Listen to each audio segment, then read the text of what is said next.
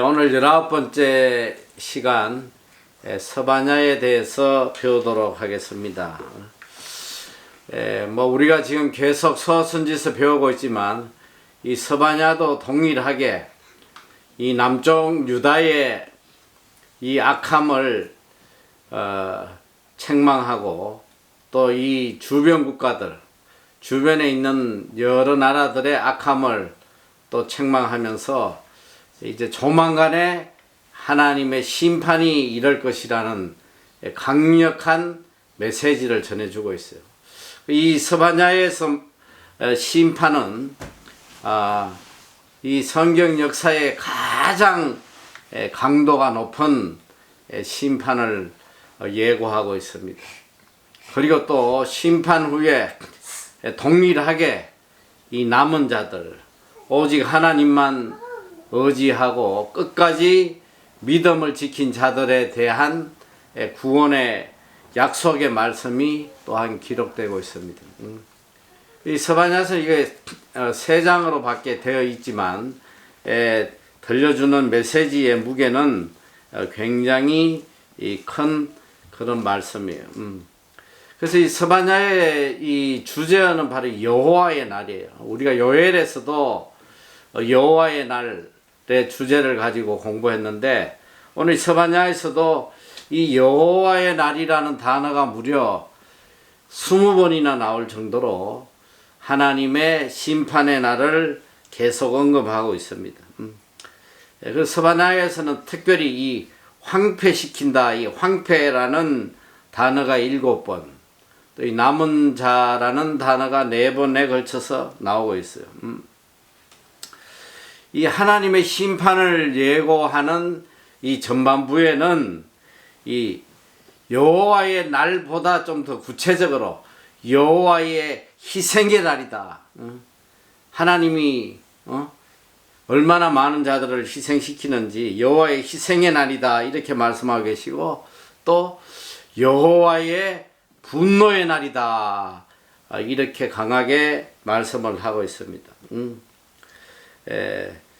그리고 이 회복을 예고하시는 후반부에는 그날이라고 이야기하고 계시는데, 그날에는 하나님께서 하나님의 백성의 수치와 두려움을 다 제하여 주시겠다 이렇게 약속을 하세요.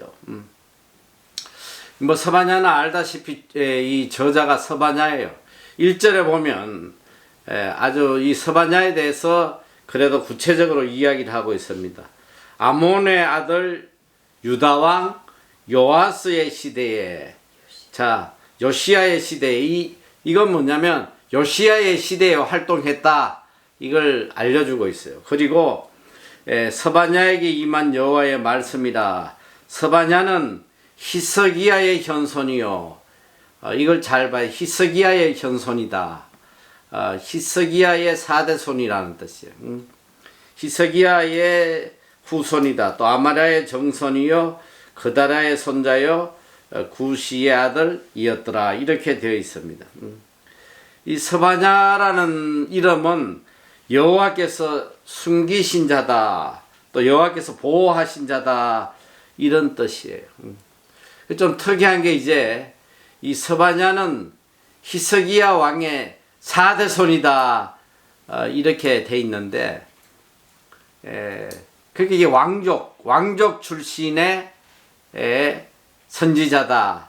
이 대부분 학자들은 그렇게 보고 있어요. 보고 있는데 내가 이걸 좀 준비를 하다 보니까 또 어떤 학자는 이름만 히스기야지 히스기야 왕이 아닐 수도 있다 이렇게 또 주장하는 사람도 있어요. 그런데 이제 대부분의 신학자들은 히스기야의 후손으로 생각을 하고 있습니다.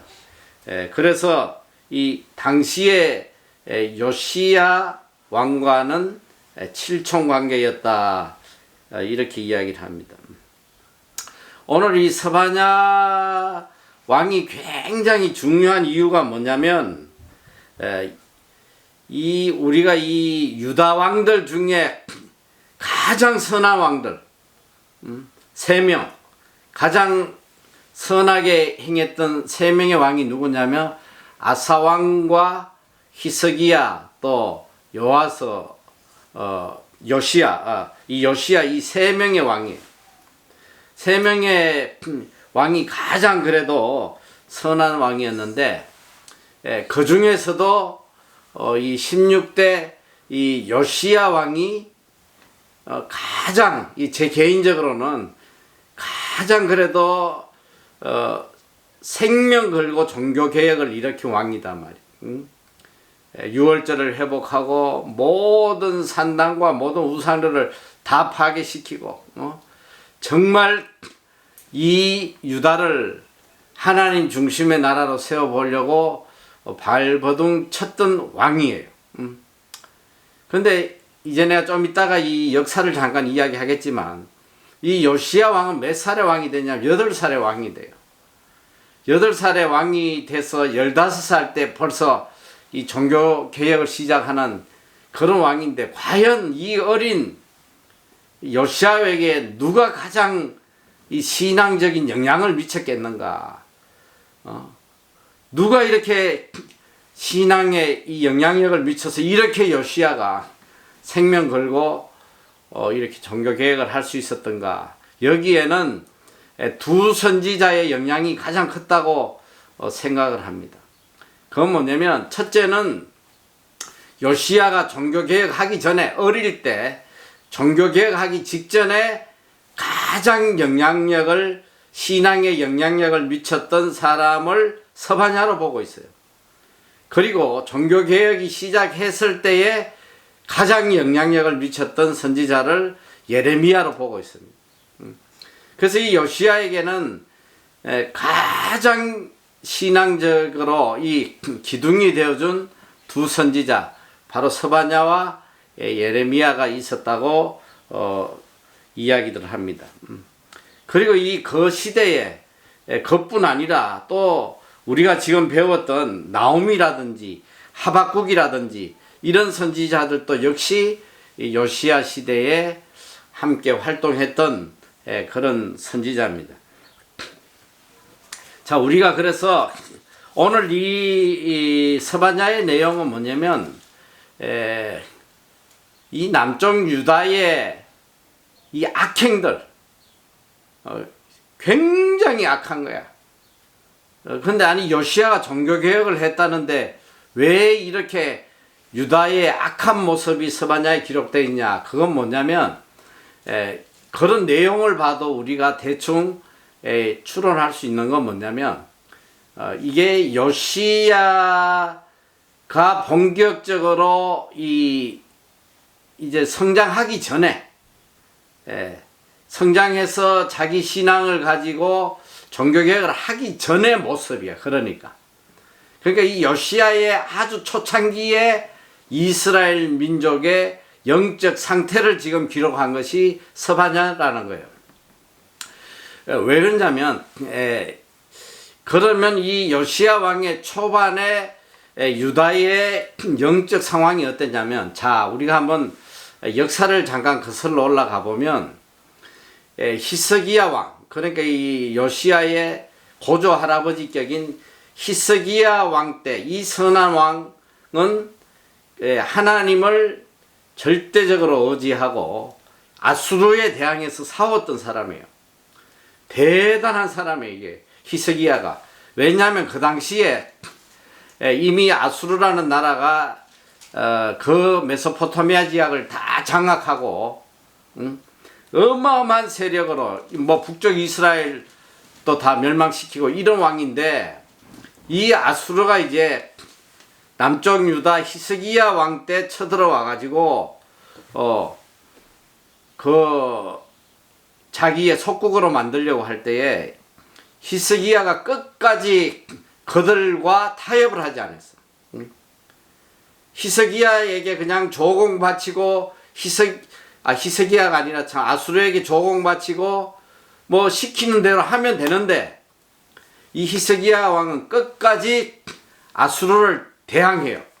왜 그러냐면 거기에는 뭐 여러 가지 이유가 있지만, 첫째로 신앙적인 문제가, 이 아수르가 지배하면 그 나라는 전부 다 아수르가 섬기던 우상을 섬겨야 돼. 이게 멸망의 지름길이란 말이지. 그러니까 이 히스기야 왕은 생명 걸고 이 예루살렘 성을 지켜요. 그때 이제 아수르의 사네립이 무려 18만 5천 명을 끌고 이 예루살렘 성벽을 둘러싸고 이제 죽게 된 거야, 사실. 이제 뭐 성에 갇혀가지고 다 이제 죽게 됐어. 양식도 떨어지고 이제 뭐 죽게 됐을 때에 이 히스기야는 끝까지 하나님만 의지하고 하나님 앞에 금식 기도하면서 그 나라를 지켜달라고 이제 기도를 해요. 그러니까 알다시피 기적이 일어나잖아. 하나님의 천사가 와서 하룻밤에 18만 5천 명을 다 죽여버려요. 그리고 이 예루살렘은 든든히 서는 거예요. 그리고 두 번 다시 이 사네립은 실패하고 돌아가서 자식들에게 죽임을 당하는데, 그리고 다시 아수르가 이 쳐들어오질 않았어.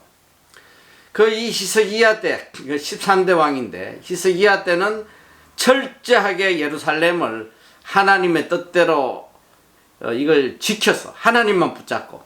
뭐 물론 이제 나중에 이 히스기야가 조금 실수를 해가지고 그 후손들에게 하나님의 징벌이 내리도록 그렇게 돼 있었지만, 근데 문제는 뭐냐면 이제 히스기야 때 그렇게 신앙을 잘 지켰던 나라가 히스기야가 죽고 그 아들 14대 므낫세가 왕이 돼요. 이 보면 남쪽 유다에서 제일 오래 왕위를 장악했던 왕이 우리가 배웠듯이 므낫세야. 무려 55년을 통치를 해요.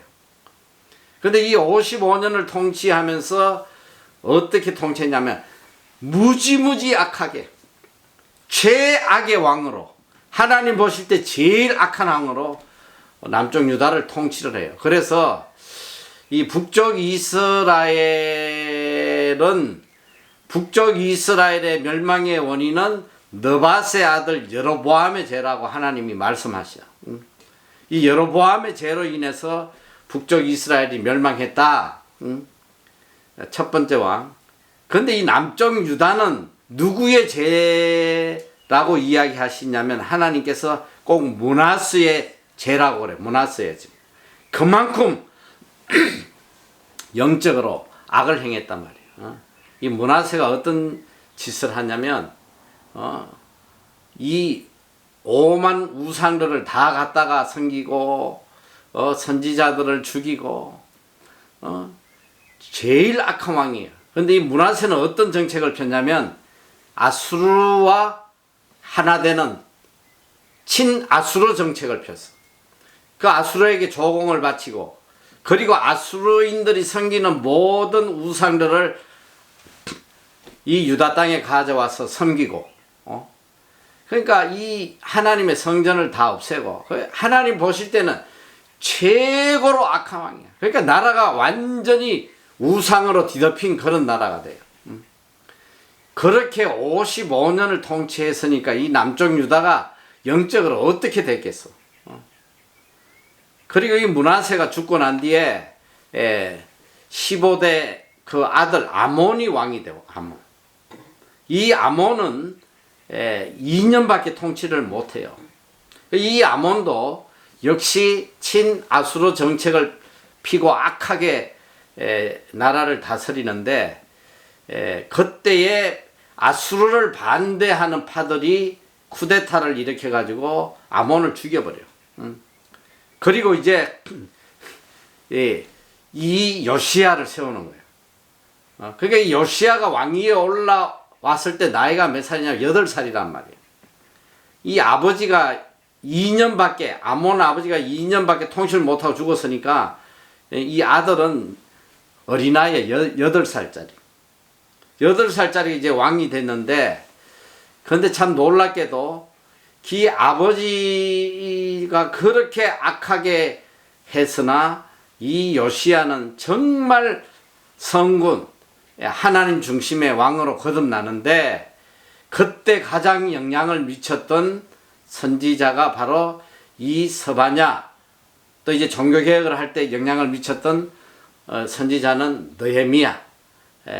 그래서 우리가 뭐 요시야에 대해서 많이 배웠잖아요. 요시야가 정말 이 나라를 신앙적으로 잘 이끌어 갔는데, 그만 안타깝게도 이 아수르하고 바벨론이 전쟁을 붙을 때에 이 남쪽 애굽에서 아수르를 돕기 위해 가지고 북쪽 땅을, 그 남쪽 유다 땅을 지나갈 때에 못 가게 요시야가 막다가 머깃도에서 죽임을 당해요. 너무 안타깝게 죽어. 죽고 난 뒤에 이제 이 나라는 혼돈으로 빠지기 시작해. 결국은 그래가지고 요시야가 죽고 바로 그 네 번째 아들 여호아스를 세웠더니 이 애굽이 내려오면서 여호아스를 애굽으로 끌고 와서 또 죽여버려요. 3개월 만에. 3개월밖에 못 다스려.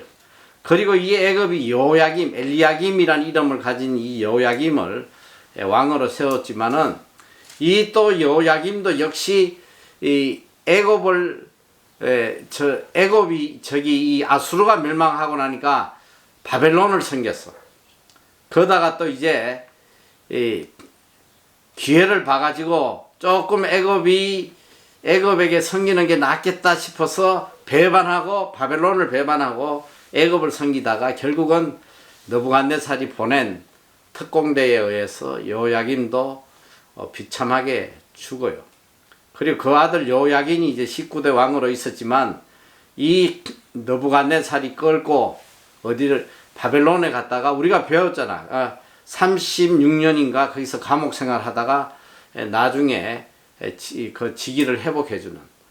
그리고 이제 그 삼촌 되는 이것도 요시야의 아들이야. 시드기야를 마지막 20대 왕으로 세웠는데, 이 시드기야 역시 하나님 앞에 엄청나게 악을 행하다가 두 눈이 다 빠지고 느부갓네살에게 붙잡혀가지고 눈이 빠지고 아들이 다 죽임을 당하고 그렇게 비참하게 끝나버려. 이게 유다의 역사거든.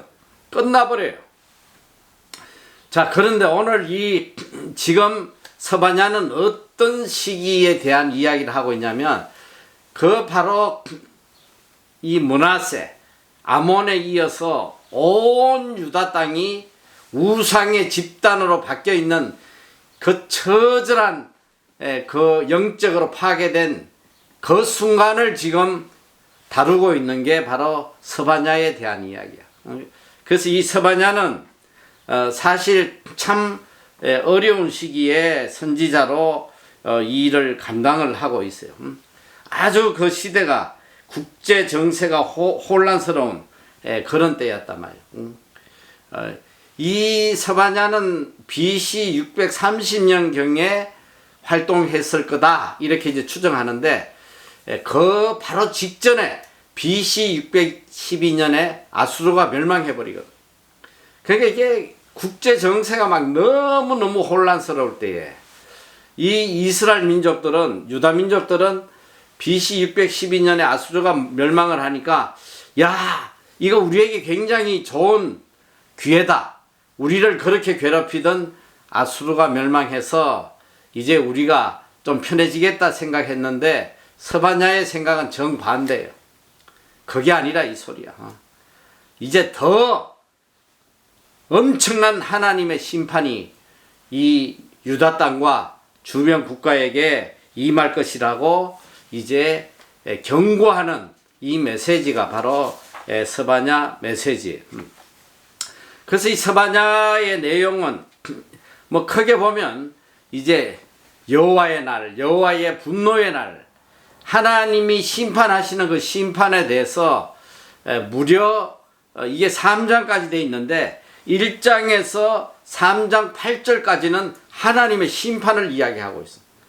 그리고 나머지 3장 9절에서 20절까지 그 짧은 내용은 바로 남은 자들에 대한 회복, 구원에 대해서 하나님이 이야기를 하고 있어요. 그래서 이걸 3장인데 이걸 좀 구체적으로 보면, 1장은 바로 유다 민족에게 다가올 하나님의 심판. 또 2장은 주변 국가들, 이 블레셋이라든지 아수르라든지 뭐 구로라든지 뭐 이런 여러 주변 국가들에 대한 하나님의 심판을 이야기하고 있고, 3장은 이 3장 후반에는 이 남은 자 유다 민족의 회복에 대해서 말씀을 하고 있습니다. 그런데 이제 이 스바냐는 단순히 그 시대에 대한 메시지뿐 아니라 이 메시아 이후에 이루어질 천년 왕국, 하나님의 그 종말론적 구원에 대해서도 예시하고 있는 바로 그런 내용입니다. 자, 그래서 그걸 우리가 어떻게 할 수 있냐면 1장에 보면 하나님께서 이 유다를 심판하신다는 내용들이 기록이 되어 있는데, 1장 2절을 보면 여호와께서 가라사대 내가 지면에서 모든 것을 진멸하리라. 지면에 있는 모든 것을 다 심판하시겠다는 거야. 그리고 3절에 보면 구체적으로 말씀을 하세요. 내가 첫째 사람과 짐승을 진멸하고, 그 다음에 공중의 새를 진멸하고, 바다의 고기와 거치게 하는 것과 악인들을 아울러 진멸할 것이라. 내가 사람을 지면에서 멸절하리니 나 여호와의 말이니라. 이 성경에 어느 곳도 보면 이렇게 크게 하나님께서 진멸하신다는 내용이 없어. 가장 큰 심판을 이야기하는 거예요. 가장 컸던 심판이 뭐냐면 노아 홍수 때인데, 창세기 6장 7절에 보면 내가 창조한 사람을 내가 지면에서 썰어버리되. 자, 누구를 썰어버리냐면 사람, 가축, 기는 것, 공중의 새까지 거리하리니. 근데 이 노아 홍수 때는 다 썰어버리셨는데 살아난 생물이 있어. 그게 뭐냐면 물속의 고기들이야. 물속의 고기들은 하나님이 진멸하지 않았는데, 오늘 여기는 보니까 내가 사람과 짐승을 진멸하고 공중의 새와 바다의 고기와 바다의 고기까지 다 진멸한다는 거예요. 그러니까 이 땅에 있는 모든 것을 다 심판하시겠다. 이게 하나님의 종말론적 심판을 예언하시는 거다. 이렇게 볼 수 있습니다.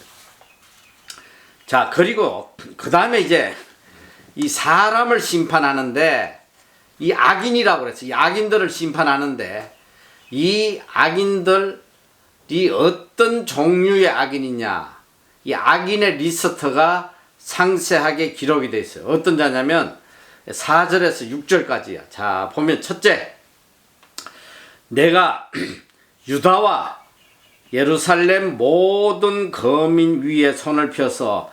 자, 첫째 대상자가, 진멸의 대상자가 누구냐면 바울의 남아있는 것을 그곳에서 멸절하며, 바알에 남아있는 거, 바울이 아니지, 발음을 잘 해야 되는데 바알에 남아있는 것을 그곳에서 멸절하며, 이 바울을 섬기는 인간들을 다 멸절한다는 거야.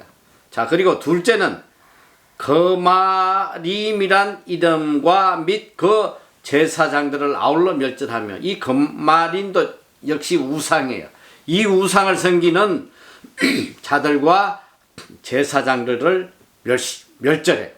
그리고 세 번째, 이 세 번째가 굉장히 의미심장한 내용이야. 잘 보란 말이야. 무릇 지붕에서 하늘의 이를 성신에게 경배하는 자와, 이들을 경배하는 자와 경배하며, 이제 같이 경배하는 사람들이야. 그리고 여호와께 맹세하면서 말감을 가리켜 맹세하는 자. 이건 충격적인 거야. 자, 처음에 하늘의 이를 성신에게 경배하는 자와 함께 경배하는 유대인을 이야기하는 거야. 그리고 또 여호와께 맹세하면서 하나님을 섬기면서 말감, 우상을 가리켜 맹세하는 자. 이게 뭐냐면 하나님과 우상을 함께 섬기는 이런 악한 자들이요. 응? 이런 자들을 다 멸절한다는 거야. 응? 오늘 이게 대다수의 소위 기독교인들에 해당하는 말이 아닌가, 뭐 저 개인적으로 생각이 들어요. 여호와께 맹세하며 여호와를 섬기며 또 세상도 섬기는 거야. 세상 것을 의지하고 세상 것을 하나님보다 더 귀하게 여기고 이런 두 마음을 품은 자들, 이런 자들을 멸절한다는 거예요. 그리고 네 번째는 여호와를 배반하고 쫓지 아니하는 자와 여호와를 찾지도 아니하며 구하지도 아니하는 자를 멸절하리라. 이 무신론자들, 하나님을 섬겼다가 섬기지 않고 또 아예 하나님을 섬기지 않는 이런 자들을 하나님이 다 심판하신다는 거예요.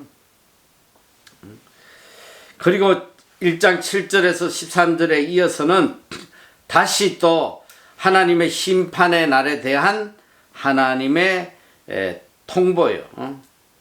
7절은 보면 주 여호와 앞에서 잠잠할지어다 이는 여호와의 날이 가까워왔으므로 여호와가 희생을 준비하고 그 청할 자를 구별하여 섬이니라. 그리고 이제 쭉 보고 쭉 이제 누구를 이제 멸절하는데 12절에 보면 이런 말씀이 나와요. 그때에 내가 등불로 예루살렘에 두루 찾아 물어찢기 같이 가라앉아서 심중에 스스로 이러기를 여호와께서는 복도 내리지 아니하시며 화도 내리지 하시리라 하는 자를 벌하리니. 이게 뭐예요? 하나님을 완전히 불신하는 이런 불신앙 자들을, 그러니까 이 사람들이 하나님을 섬기지 않았던 사람이 아니야. 하나님을 섬기다가 하나님에 대한 믿음과 소망을 다 버리고 그 마음이 찢기같이 그냥 가라앉았어. 신앙이 완전히 이제 바닥을 치고 오히려 하나님을 불신하는 그런 자들, 그런 자들을 찾아서 하나님께서 멸하신다는 거예요. 자, 그리고 이제 14절에서 18절까지 보면 여호와의 날에 대한 하나님의 경고의 말씀이 나와요. 자, 이제 하나님의 심판이 임박했는데, 자, 어떻게 표현이 되어 있냐면, 보니까 그 날이 매우 가까웠다 이렇게 말씀을 했어요. 곧 하나님의 심판이 있다. 그리고 그 날은 매우 무섭다. 용사들이라도 심히 슬퍼 울 것이고 환난과 고통의 날이다. 또 그날은 패망의 날이다. 견고한 성읍조차도 다 파괴되고 무수한 사람들이 죽게 될 것이다. 그리고 그날은 누구도 피하지 못할 것이다. 그날에는 재물도 아무 소용이 없다. 세상에 그 어떤 것도 그 심판을 피하게 할 수는 없다. 이걸 이제 구체적으로 이야기를 하고 있어요. 14절 15절만 좀 읽어보면 여호와의 큰 날이 가깝도다. 가깝고도 심히 빠르도다. 여호와의 날의 소리로다. 용사가 거기서 심히 애곡하는도다. 그날은 분노의 날이요 환난과 고통의 날이요 황무와 폐괴의 날이요 캄캄하고 어두운 날이요 구름과 흑암의 날이요. 또 18절에 보면 그들의 은과 금이 여호와의 분노의 날에 능히 그들을 건지지 못할 것이며 이 온 땅이 여호와의 질투의 불에 삼키 우리니 이는 여호와가 이 땅 모든 거민을 멸절하되 놀랍게 멸절할 것임이니라. 하나님의 심판이 이렇게 무서운 거야.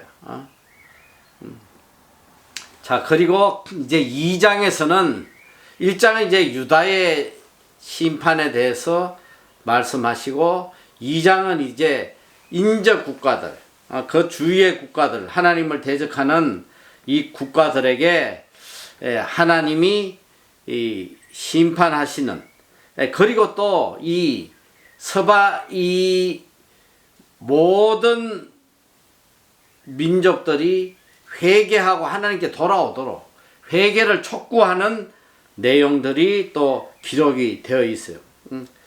특별히 2장 1절에서 3절에 보면 모두 다 빨리 하나님에게로 나아가서 늦기 전에 빨리 하나님을 찾고 공의와 겸손을 구하라. 그러면 하나님이 너희들을 구원해 주실 것이다. 이렇게 외치는 스바냐의 그 외침이 나오고 있어요. 2장 1절부터 3절까지 좀 보면 수치를 모르는 백성아 모일지다 모일지다.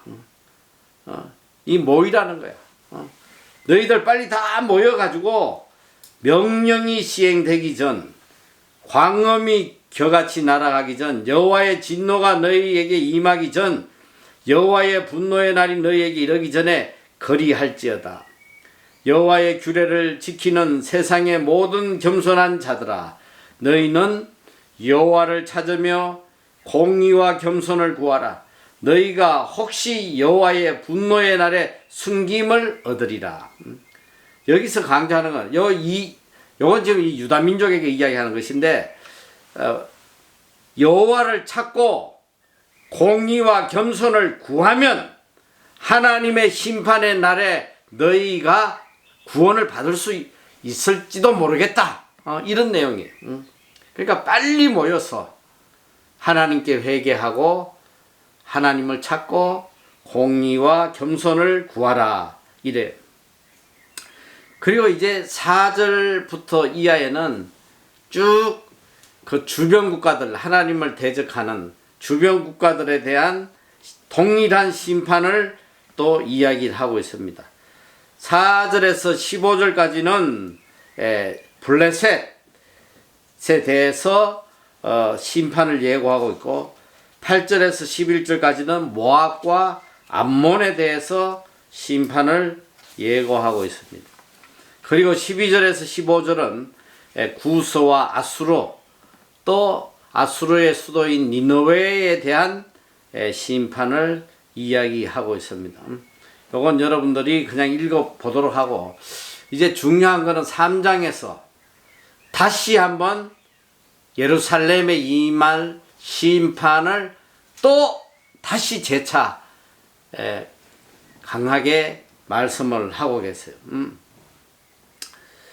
특별히 1절에서 7절까지는 예루살렘에 대한 하나님의 책망과 경고인데, 이 예루살렘이 얼마나 악한지, 도시 전체가 얼마나 악한지 그걸 이야기하고 있습니다.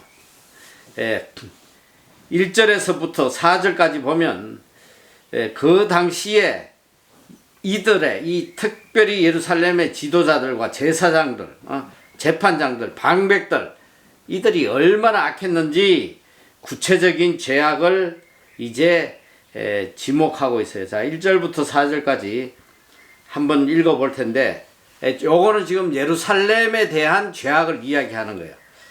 패역하고 더러운 곳. 이 예루살렘이 패역하고 더러운 곳이라 이거예요.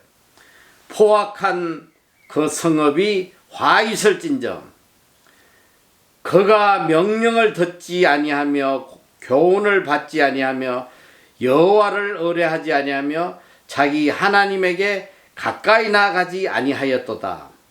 여기 이제 이 그가 하는 것은 뭐 어떤 데는 보면 이제 그 요시야 왕의 전에 이제 므낫세와 아몬을 지칭하는 왕들을 이야기한다, 이렇게 설명을 하고 있습니다.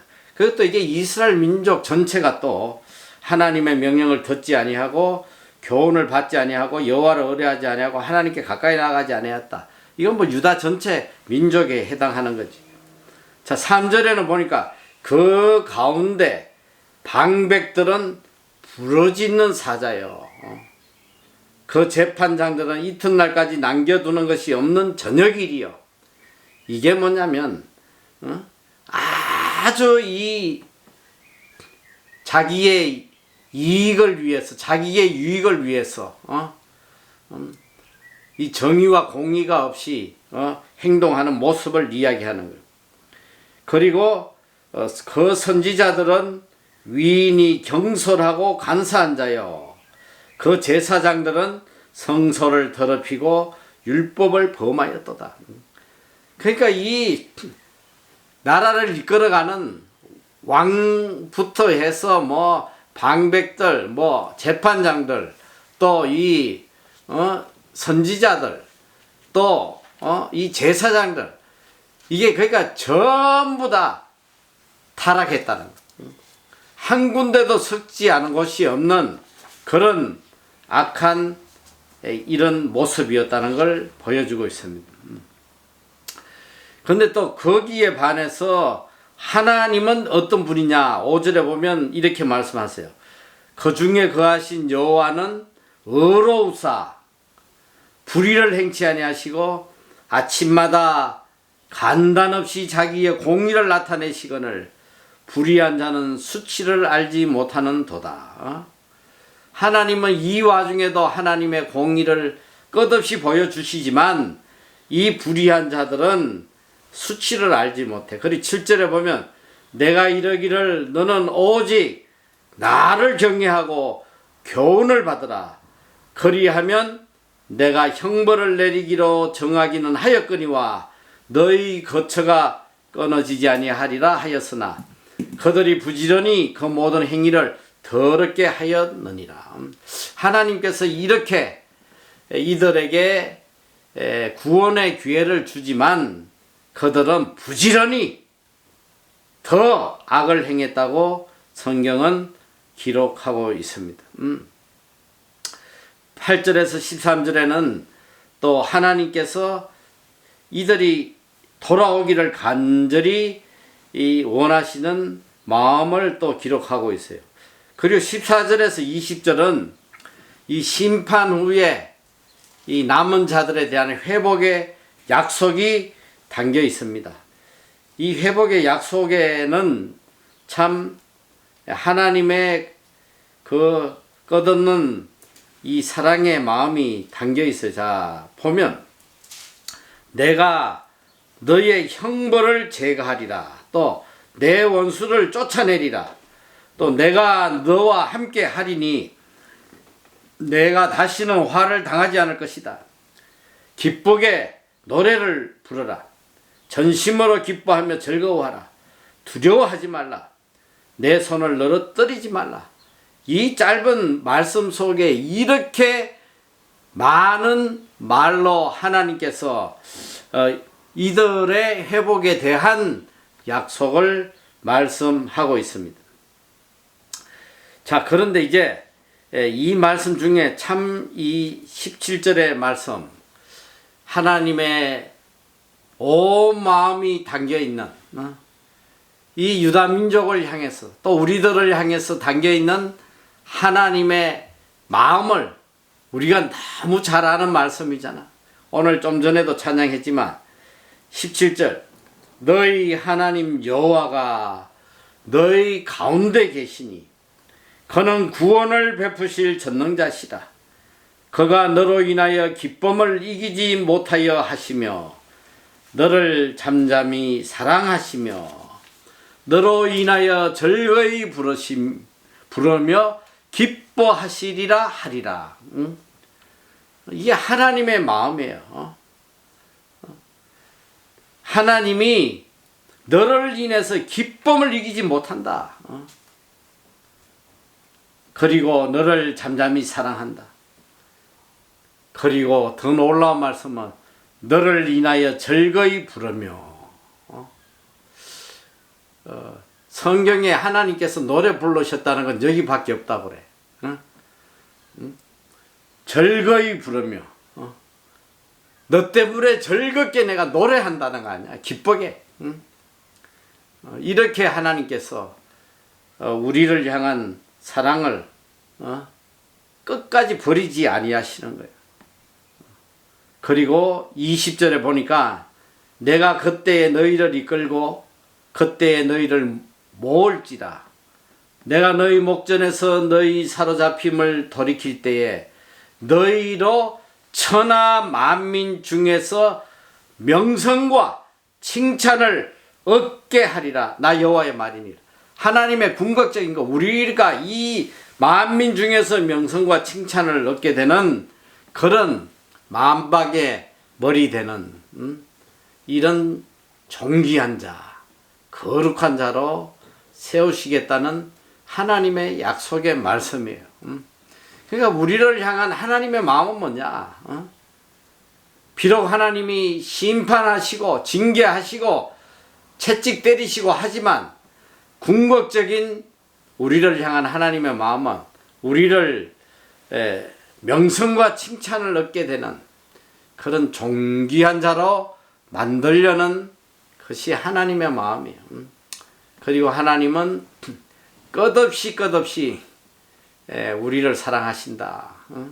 그리고 우리가 조금만 하나님께로 돌아오면 우리를 바라보며 기뻐 즐거이 노래 부르시는 그런 분이 하나님이시다. 그러니까 우리가 어떻게 살아야 되겠어? 그냥 하나님 떠났다가 맺어지면 원만 불평하고 말이지. 하나님이 우리 삶에 징계하시고 매를 때리시고 하는 이유가 이제 사랑에 의해서 나오시는 건데, 그 매를 맞고 하나님께 회개하고 돌아올 때 하나님의 그 기뻐하심은 그 상상을 못하는 거야. 그리고 그를 들어가지고 과거를 기억하지 아니하시고 그를 들어서 명성과 칭찬받는 그런 존귀한 자가 되게 만들어 주시려고 하나님이 온 마음을 다 하신다는 거예요. 이게 감동이 오지 않아? 우리 같으면 나를 배반하고 그냥 내 말 안 듣고 나간 놈 같으면 그냥 귀시라대기를 올리든지 다시 온다고 해도 뭐 그거 받아주겠어? 안 받아주지. 그렇게 못되게 하는데. 근데 하나님의 마음은 이런 마음이야. 그걸 돌아오면 그걸 기뻐하셔가지고 그냥 노래까지 부르시면서 막 기뻐하시고 또 높여주시고. 내가 이 말씀을 가만 묵상하니까 이게 내 꼬라지가 여기에 그냥 그대로 맞는 거예요. 그래도 내가 하나님 떠나고 좀 방황하다가 매 맞고 말이지. 그래도 매 맞고 끝까지 내가 반항 안 하고 이 뉴질랜드까지 두 손 들고 왔잖아. 하나님이 그걸 또 그렇게 기뻐하시고, 사실 뭐 기쁨으로 온 것도 아닌데도, 죽지 못해 왔는데도 또 순종하고 온 거에 대해서 하나님이 또 그렇게 기뻐하시고, 이 칭찬과 명성을 얻게, 내 모습을 보면 아주 이 말씀이 그냥 그대로 너무 감동적인 말씀이에요. 그러니까 이게 참 우리가 지금까지 계속 이 구약의 이 이스라엘 민족들의 모습을 보면서 이게 지금 동일한 거야. 똑같이 동일해. 하나님을 배반하다가 얻어터지고 멸망하는 거.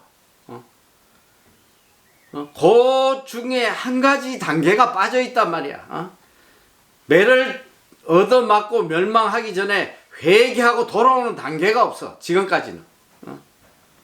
그냥 매 맞고 끝나는 게 지금 다 기록되어 있는데. 근데 이 서바냐에서는 이 남은 자들이 회개하고 돌아올 때 하나님의 구원의 역사가 얼마나 놀라운지 이걸 이제 더 상세하게 우리에게 들려주고 있단 말이에요. 이게 참 다 우리 인생의 삶의 모습이란 말이에요. 이제 하나님을 떠나면 살아가면서 하나님보다 그 무엇을 더 사랑하고 하면 분명히 하나님의 심판이 임한단 말이에요. 하나님 반드시 심판하세요. 여기 아까 그 앞절에 나왔잖아요. 질투의 하나님, 질투의 하나님. 하나님의 질투, 하나님보다 더 사랑하는 것을 용납하지 않으시고 하나님이 심판의 매를 드시는데 그 매가 내 삶에 올 때에 어떻게 해야 되냐? 바로 회개하고 하나님을 구하고 정의와 공의를 찾고 겸손히 나아가면 하나님이 우리를 이렇게 사랑하신다. 여호와가 너희 가운데 계시니 그는 구원을 베푸실 전능자시라. 그가 너를 인하여 기쁨을 이기지 못하여 하시며 너를 잠잠히 사랑하시며 너로 인하여 즐거이 부르며 기뻐하시리라 하리라. 이 말씀을 여러분이 가슴에 새기고 나를 향한 하나님의 마음을 좀 깊이 묵상하고 이제는 오직 하나님만 구하며 나아가는 그런 믿음의 사람이 다 되기를 축원합니다. 그래 우리 내가 기도하고 예배 마치고 또 우리가 영상을 볼 거야. 만화 영상을 다시. 자, 기도하겠습니다.